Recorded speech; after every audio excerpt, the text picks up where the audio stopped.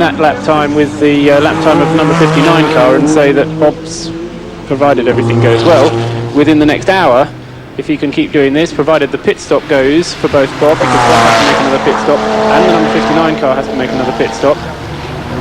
I think it's a possibility that we're going to have this amazingly tight finish. A very serious possibility. Right, provided that also that Matt Marcus don't keep getting in the way like just happened there. Yeah. That must have been a bit of a hard stopper for him. He's hanging about, you know. He was flashing lights there to 911. He wanted it out of the way. So there's more motor racing going on at the end of this race. I know we had the great charge by Eddie Irvine last year, but there's a fair few drivers still out there pressing on. This is the first of the McLarens to make its final stop. Paul. That's right, yes, Ian. So what happens is that the cars that are a little bit further out of contention, that don't have to, they're not quite so critical, shall we say, tend to make their stops a little bit earlier. The ones who make them later are the ones that are critical, because they want to have as much petrol in as they possibly can. The gap for the second place is down to 12 seconds. Just 12 seconds separates the Harrods car from the number 13 Courage. And when are you predicting that the Harrods car will come in for the final time? In about 5 minutes, 10 minutes? I suspect they'll leave it out there just as long as they can, although looking down there, they look as though they're preparing something. But to interrupt, Paul, because we have the Harrods car coming down the pit lane, Andy Wallace at the wheel, so this is the critical moment for this car, or the critical moments are facing it now, because we remember the difficulty that Andy had getting that car back into the race, started back into the race, and he started eventually on the starter motor with the car in gear, once he could get it into a gear. So here it is then, and Bob put down. Stops. Fuel on. Through the headset I can hear enormous support for this car.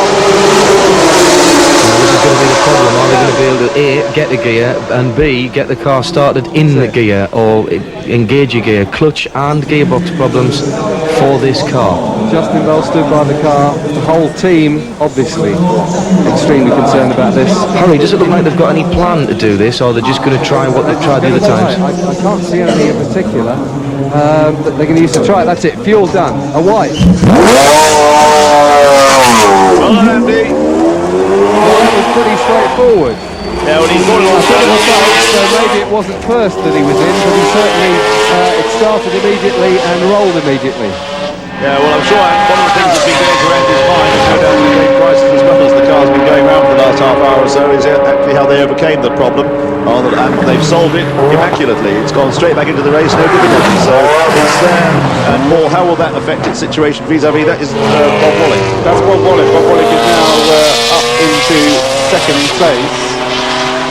So the Courage Porsche has done part one of its plan, which is to overtake one of the McLarens. In a minute it's going to do part two of the plan, which is to overtake the other McLaren and get onto the same lap, and then it has to do part three of the plan. Yes, right on the tail. Here we have them, the first and second cars coming to the end of the Mulsanne straight. It's a lap ahead at the moment of the second race car, so what it'll do is about to unlap itself. Bob Wallach accelerating up behind number 59. He's going to try and get in. There's a slower car ahead of them. He's going on the inside as they go in the first fast right-hander before Indianapolis. He hasn't got through there. Yannick Dalmas isn't going to make life easy for him. He's having another go as they come up towards this back marker, who the second of the right-handers before Indianapolis. He can't get through there either. Yannick Dalmas doing a great job in the McLaren of holding off the Courage Porsche into the next right-hand sweep as they come down towards the sharp left-hander at Indianapolis, and Yannick Dalmas using a bit of imagination behind him. Coming then up behind one of the Volturies as they come towards Arnage, the sharp right-hander there. Part of the circuit swooping down towards the Porsche curves. Still ahead is just as Andy Wallace previously wasn't making it easy for either JJ Leto or Yannick Dalmas to lap him or unlap himself, nor is Yannick Dalmas now making life easy for Bob Wallach. Of course, this is a bit of the plan I didn't think about. What, the difficulty of overtaking? Yes, quite, of unlapping. So at the moment Bob Wallach is not exactly boxed in, but stuck behind the leading McLaren. And do bear in mind, once he goes past it, he will not be in the lead of the race. He will simply be on the same line. The leading McLaren will be coming in very shortly, I thought, Paul, for its final stop. Yes, it can come in any time. As must Bob Wallach come in for a final stop as well. Does he have to come in for a final stop? Definitely, Paul. Yeah, they both do. Who, Bob Wallach or Bob Wallach. Yes. Well, Right. that's what he said, and it makes sense. But he also said that he needed new tyre. He wanted to have new tyres, and they didn't put new tyres on the car either. So Well, they may be just sort of saying these things for general consumption. They've got a different plan up their sleeve. Anyway, they're accelerating up past the pits now. This is where Bob Wallach will unlap himself. So now we have the first two cars just about on the same lap. Bob Wallach clearly in the quicker car will begin to pull away now from Yannick Dalmas in the McLaren. with 48 minutes to go to get a lap back. Meanwhile, looking at lap times for the number 51 car, 4:27.4, as compared with Bob Wallach going 3:59.9. Paul's got his calculator out and doing all kinds of sums, the truths of which he'll reveal to us all in a moment. And the leader's lap time 4:15.3. The camera's showing us the Harrods car. Possibly the leader, because he has got to make this one final stop. Would be rather in because the 75 Callaway Corvette is actually in the 76 pit, which is right next door to the 59 pit. So it's all getting a bit crowded. Fuel being spilt and all sorts. The leader coming in for the final time, so or should be the final time, the final scheduled time. So it's Yannick Dalmas at the wheel. Harry, no doubt, is down there. Bob is down there. I think we're probably both down here, aren't we, Bob? No, I'm at the other end, actually. Right, fair enough. What's going I'm on, down Harry? here. Fuel in. No tyres. Straight, quick fuel stop. Yannick Dalmas staying in, presumably. Yes. And French Cameron were getting very close, but everybody else standing well back. Bit of a spray of the that's it. Fuel's wiped away. It's wiped. A bit of a delay there.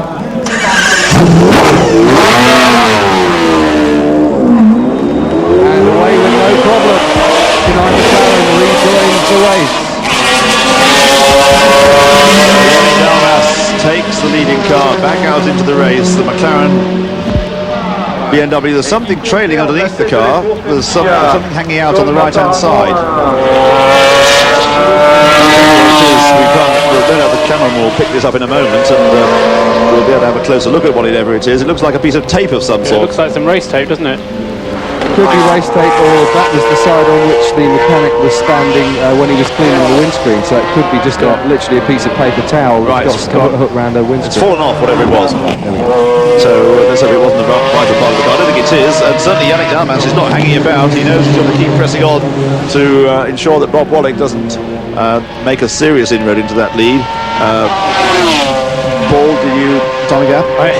I didn't. I was going to time the pit stop, and because that was the all crucial thing, and then the finger fell asleep. Right, the Courage pit are ready. I think, Bob, are they to receive Bob? They most certainly are indeed. It's going to be a smash and dash, although there are tyres out, just in case. Here comes Bob Wallach. Comes in very carefully and stops right at the board. The fuel line goes on. The fuel, both sides, they look underneath the car again, because of course they've lost part of the underbody from underneath the car. And people crowd in. There's a road is opened up behind the team manager behind. The fuel is still on.